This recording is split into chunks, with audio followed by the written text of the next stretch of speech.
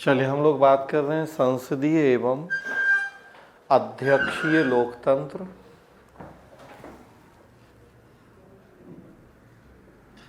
इनकी विशेषताओं की चर्चा कर रहे हैं।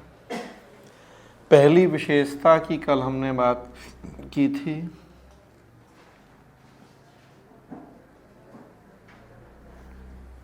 कि संसदीय लोकतंत्र में दो प्रधान या मुखिया होते हैं।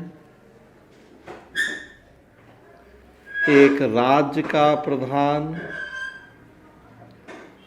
जो कि नाम मात्र का प्रधान होता है और दूसरा शासन या सरकार का प्रधान जो कि वास्तविक प्रधान होता है। शक्तियां दी जाती हैं नाम मात्र के प्रधान को, लेकिन व्यवहार में उनका प्रयोग किया जाता है शासन या सरकार के प्रधान के द्वारा। जबकि अध्यक्षीय शासन में एक ही प्रधान या मुखिया का अस्तित्व होता है। अमेरिका में अकेला राष्ट्रपति हम बात कर रहे थे, वहाँ प्रधानमंत्री का पद नहीं है। राष्ट्रपति के पद में दोनों भूमिकाएं हैं, राज्य का प्रधान भी और शासन या सरकार का प्रधान भी। दूसरी विशेषता देखिए, संसदीय शासन को बहुमत दल का शासन भी कहा जाता है। संसदीय शासन मतलब बहुमत दल का शासन। देखिए हमारे देश का सिस्टम, रिसेंटली दिल्ली में चुनाव हुए, आप देख रहे हैं अलग अलग राजनीतिक दल अपने अपने घोषणा पत्र के आधार पर चुनाव लड़ते हैं। जिसे बहुमत मिलता है वो सरकार का गठन करता है। लोकसभा में बहुमत प्राप्त दल अपना नेता चुनता है और जो बहुमत प्राप्त दल का नेता होता है राष्ट्रपति के द्वारा उसकी नियुक्ति की जाती है प्रधानमंत्री के पद पर।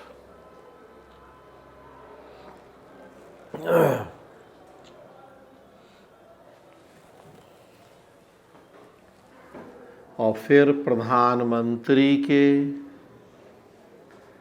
परामर्श पर अन्य मंत्रियों की नियुक्ति होती है। उनके विभागों का बंटवारा, स्तरों का निर्धारण, बैठकों की अध्यक्षता खुद प्रधानमंत्री के द्वारा की जाती है। तो ये हमारी व्यवस्था है कि बहुमत दल का शासन है। मोदी को बहुमत मिला, मोदी नहीं कहें बीजेपी को बहुमत मिला। मोदी बहुमत दल के नेता चुने गए, राष्ट्रपति ने उन्हें प्रधानमंत्री के पद पर नियुक्त किया, उनके परामर्श पे अन्य मंत्रियों की नियुक्ति हुई। मंत्रियों के विभागों का बंटवारा, स्तरों का निर्धारण, बैठकों की अध्यक्षता, ये सारे काम खुद प्रधानमंत्री कर रहे हैं।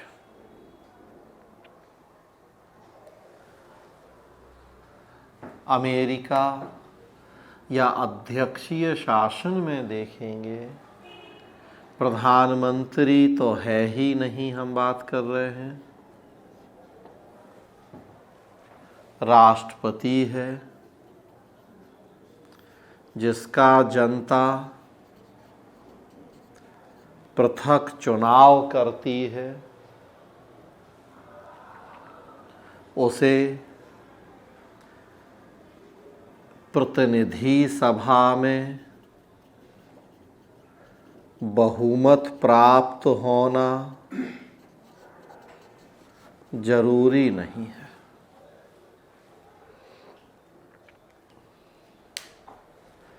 हमारे यहाँ लोकसभा में बहुमत प्राप्त दल का नेता ही पीएम है। अमेरिका में राष्ट्रपति को अलग से चुन रही है जनता,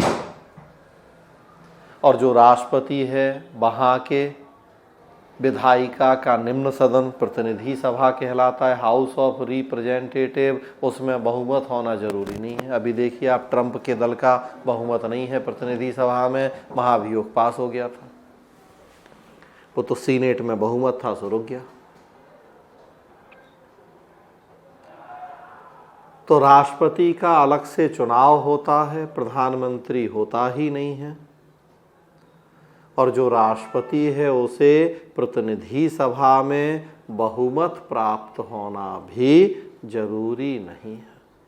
यहीं से देखिए रिलेशन विधायिका कार्यपालिका का शुरू है। हम बात कर रहे हैं कि हमारे यहाँ लोकसभा में जिसे बहुमत होगा वही प्रधानमंत्री बनेगा, बहुमत दल का नेता। अमेरिका में नहीं है ऐसा।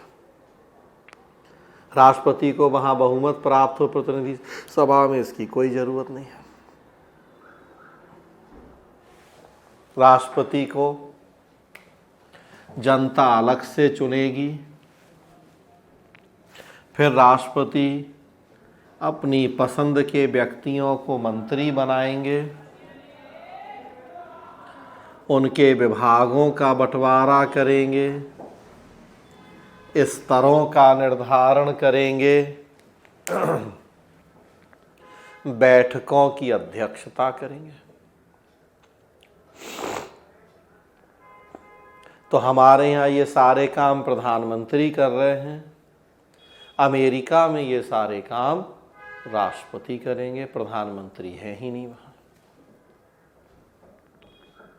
मंत्रियों की नियुक्ति, विभागों का बंटवारा, स्तरों का निर्धारण, बैठकों की अध्यक्षता, सारे काम राष्ट्रपति करते हैं।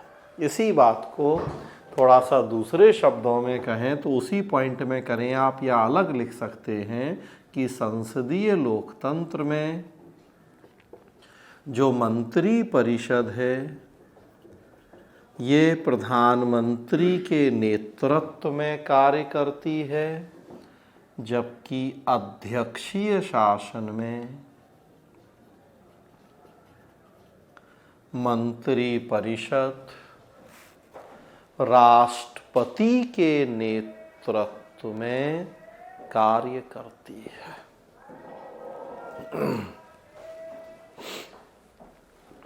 हमारे यहाँ या संसदीय शासन में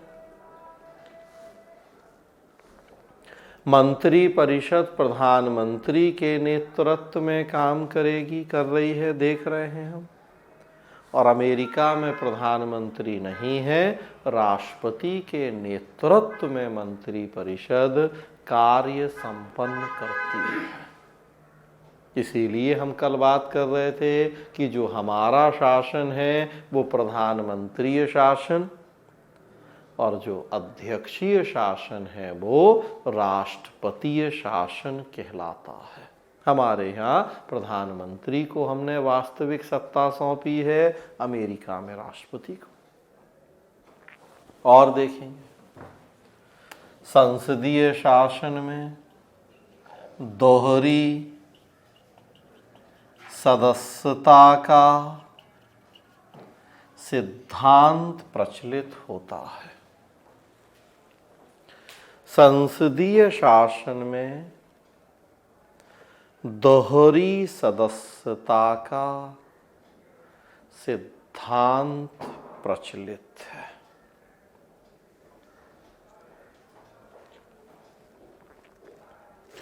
दोहरी सदस्यता का मतलब है कि हमारे यहाँ कार्यपालिका का गठन अनिवार्य रूप से विधायिका के सदस्यों में से किया जाता है। कार्यपालिका का गठन अनिवार्य रूप से विधायिका के सदस्यों में से होता है।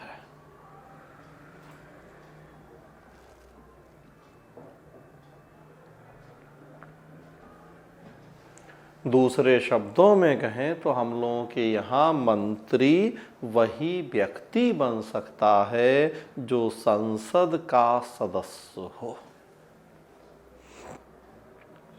तो दोहरी सदस्यता की वो मंत्री भी होगा और वो सांसद भी होगा। मंत्री है मतलब कार्यपालिका का सदस्य और सांसद है मतलब विधायिका का सदस्य। तो एक व्यक्ति एक साथ दो संस्थाओं का मेंबर है तो दोहरी सदस्यता है। जितने मंत्री हैं देखिए सब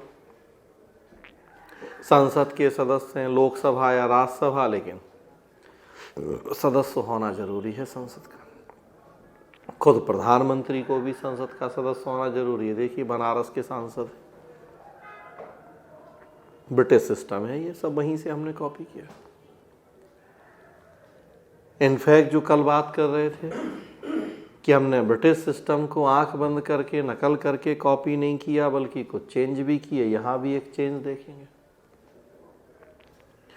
ब्रिटेन में व्यवस्था है कि पहले सांसद बने उसके बाद ही मंत्री बन सकते हैं। हमने अपने देश में 6 महीने की छूट का प्रावधान किया है। हमारे यहाँ ऐसे लोग भी मंत्री बन सकते हैं जो संसद के सदस्य नहीं हैं। हाँ, हमने प्रावधान कर दिया कि मंत्री बनेंगे तो उन्हें 6 महीने के अंदर संसद के किसी ना किसी सदन की सदस्यता लेनी होगी। विदेश मंत्री देखिए जयशंकर नहीं थे संसद के सदस्य, प्रधानमंत्री ने विदेश मंत्री बना दिया, बाद में फिर उन्हें राज्यसभा से गुजरात से भेज दिया चुन के। तो हमने 6 महीने की छूट दे दी, चेंज कर दिया हमने ब्रिटिश सिस्टम को। ब्रिटेन में नहीं है ऐसा। ब्रिटेन में तो कंपलसरी है कि पहले सांसद उसके बाद ही मंत्री। तो ये एक अंतर हो गया उनके और हमारे मॉडल में।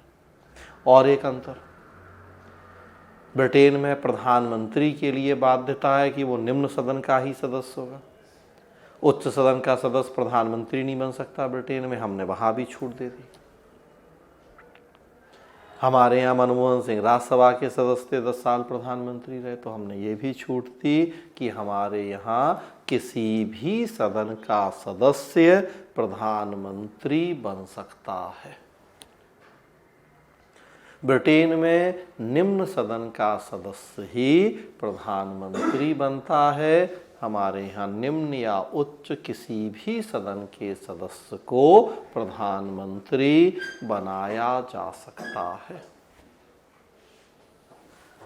अमेरिका में नहीं होता ऐसा। अध्यक्षीय शासन में इस तरह के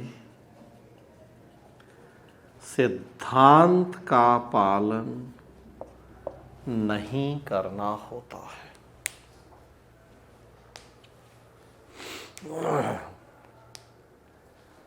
अमेरिका या अध्यक्षीय शासन में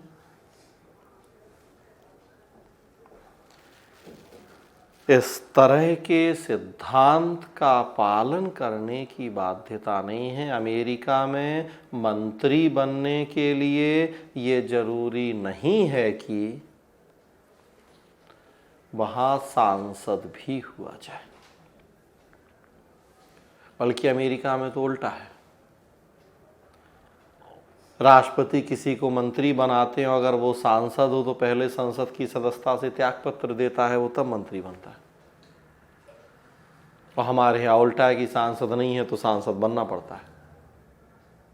तो यही रिलेशन है विधायिका कार्यपालिका का कि वहाँ क्या है और हमारे यहाँ क्या, उसी आधार पे ये प्रकार हैं संसदीय और अध्यक्षीय लोकतंत्र। इसी दोहरी सदस्यता का परिणाम है अगली विशेषता,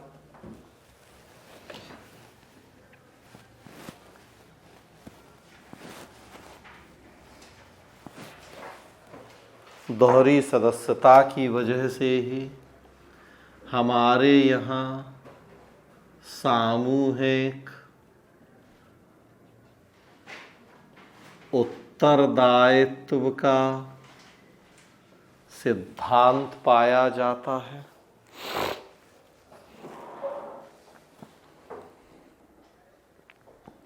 सामूहिक उत्तरदायित्व या कलेक्टिव रिस्पॉन्सिबिलिटी का सिद्धांत होता है। चूंकि मंत्री संसद के सदस्य होते हैं,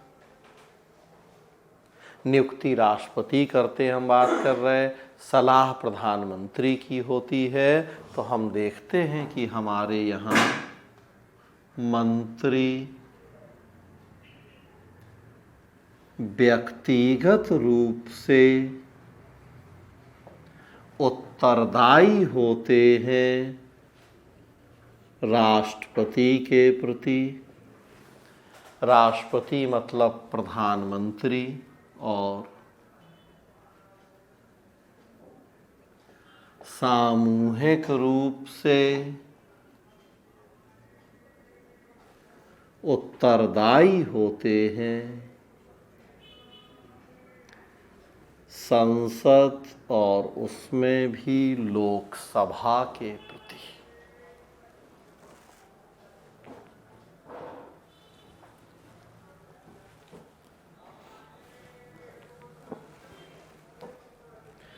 व्यक्तिगत रूप से उत्तरदायी हैं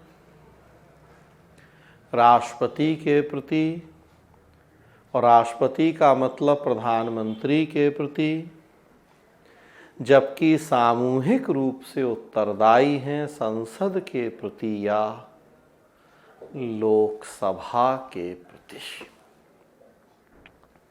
व्यक्तिगत उत्तरदायित्व का मतलब कि कोई व्यक्ति मंत्री पद पर कब तक रहेगा या नहीं रहेगा, ये राष्ट्रपति की मर्जी है। लिखा हुआ है कि कोई मंत्री राष्ट्रपति के प्रसाद पर्यंत पद धारण करेगा, और राष्ट्रपति के प्रसाद पर्यंत मतलब प्रधानमंत्री के प्रसाद पर्यंत या इच्छा। तो जब तक प्रधानमंत्री की इच्छा है, वो चाहते हैं, तभी तक कोई व्यक्ति मंत्री पद पर रहता है। जब चाहे प्रधानमंत्री कि इस व्यक्ति को मंत्री पद से हटाना है, वो राष्ट्रपति को ऐसा करने की सलाह दें, और राष्ट्रपति उनकी सलाह पर उस व्यक्ति को हटा सकते हैं। और सामूहिक उत्तरदायित्व है लोकसभा के प्रति। सामूहिक उत्तरदायित्व मतलब कि जो पूरा ग्रुप है मंत्रियों का, मंत्री परिषद, वो तब तक पद पे रहता है जब तक कि लोकसभा चाहे। तो एक इंडिविजुअल मंत्री तब तक पद पे रहेगा जब तक प्रधानमंत्री चाहेंगे, और पूरा जो ग्रुप है मंत्रियों का समूह, वो तब तक पद पे रहेगा जब तक कि लोकसभा चाहे। लोकसभा चाहे मतलब जब तक लोकसभा में बहुमत रहे। हम बात कर रहे हैं कि बहुमत दल का नेता प्रधानमंत्री, उसके परामर्श पे अन्य मंत्री। अगर बहुमत ही नहीं रहेगा तो प्रधानमंत्री चला जाएगा। भाई बहुमत नहीं है तो बहुमत दल का नेता कहां से? बहुमत नहीं तो पीएम जाएगा। पीएम जाएगा तो उसी के परामर्श पे मंत्री आए थे, वो सब भी चल देंगे। तो सामूहिक उत्तरदायित्व लोकसभा के प्रति। मंत्री परिषद जो भी काम करती है, जो भी फैसले लेती है, सामूहिक रूप से वो लोकसभा के प्रति उत्तरदायी होते हैं।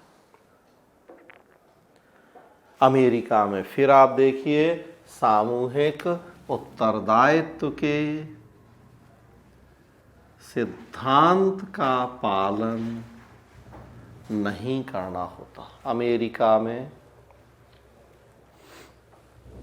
इस तरह के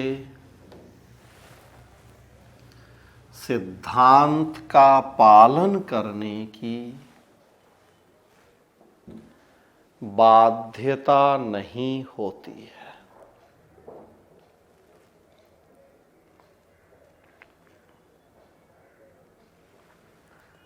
अमेरिका में हम बात कर रहे हैं जो मंत्री हैं वो संसद के सदस्य ही नहीं है। जब संसद के सदस्य नहीं है तो उसके प्रति उत्तरदायी भी नहीं है। राष्ट्रपति को अलग से लोगों ने चुना है, राष्ट्रपति ने अपनी मर्जी के लोग मंत्री बनाए हैं, संसद से उनका कोई बहुत लेना देना ही नहीं है, वो उसके प्रति उत्तरदायी नहीं है।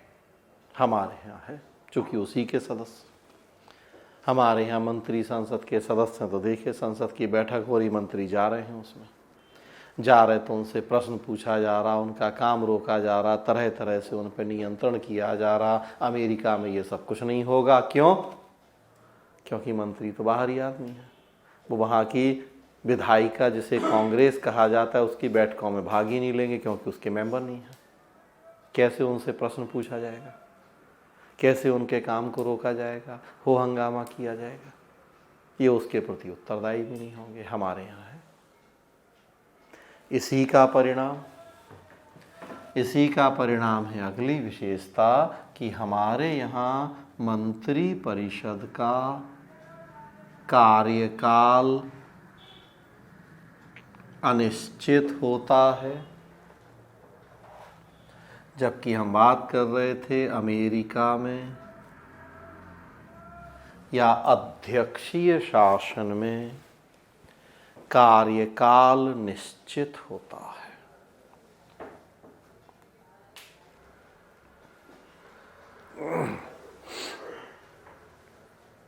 सर प्रमोद माधव का एक वक्तव्य था, मतलब बहुत पुराना पेपर पढ़े तो लिखते थे कि किंग इज डेड वारी जम्मा, मतलब राजा मर गया युद्ध हार गया। तो जब वो ट्रेनिंग सरकार में ट्रेनिंग का यहाँ पर वाजपेयी जी के नेतृत्व में तो वो लिखते हैं आर्टिकल लिखा था कि किंग इज डेड वारी जम्मा। हाँ सही बात है भाई, पढ़ेंगे आगे कि प्रधानमंत्री को जहाज का कप्तान कहा जाता है। भाई कप्तान डूबेगा तो सबको डूबना है, तो अगर राजा गया तो फिर क्या बचा, युद्ध खत्म, राजा ही नहीं है जब तो फिर बाकी तो सैनिक तो सब उसके पीछे हैं। तो बहुमत दल, उसका नेता, वो पीएम, तब मंत्री। अब जब बहुमत दल ही नहीं रहा, नेता ही नहीं रहा, तो मंत्री कहाँ से? तो बिल्कुल सही बात है। तो अमेरिका में कार्यकाल निश्चित होता है, हमारे यहाँ निश्चित 13 दिन में सरकार चली जाए। महाराष्ट्र में हम बात कर रहे थे 2 दिन में सरकार चली गई। बहुमत है तो सरकार रहेगी 5 साल, नहीं है बहुमत जिस दिन खोएंगे उस दिन चली जाएगी सरकार। तो कार्यकाल अनिश्चित होगा। जबकि अमेरिका में तो एक बार राष्ट्रपति 4 साल के लिए चुन गया, अब अमर है, 4 साल के पहले आसानी से उसे उसके पद से नहीं हटाया जा सकता।